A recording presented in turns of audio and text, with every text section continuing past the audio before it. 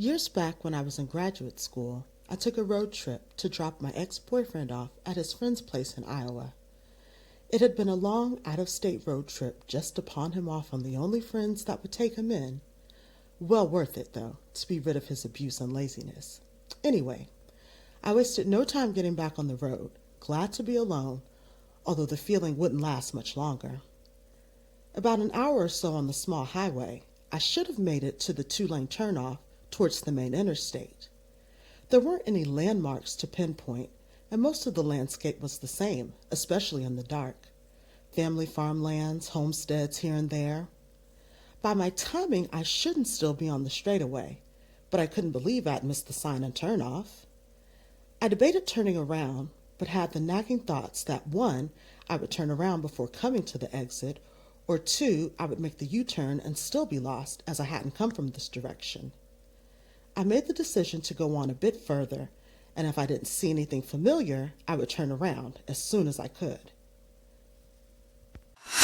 I kept going on that dark road, streetlights very few and far between. I checked my phone for bars, knowing the only call I could make was an emergency call that I hoped I wouldn't have to make. My mind was racing. I needed to figure out my next move.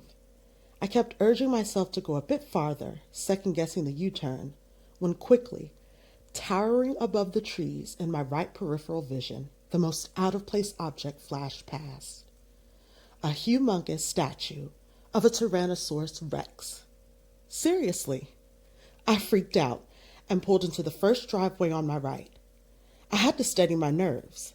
Panic from being lost at night, then spotting the giant fossil replica of a T-Rex. This couldn't be.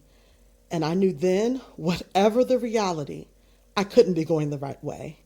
In the 2 trips I had made through Iowa, once at the beginning of our relationship and now, I had never seen a dinosaur replica statue, even as a novelty roadside attraction.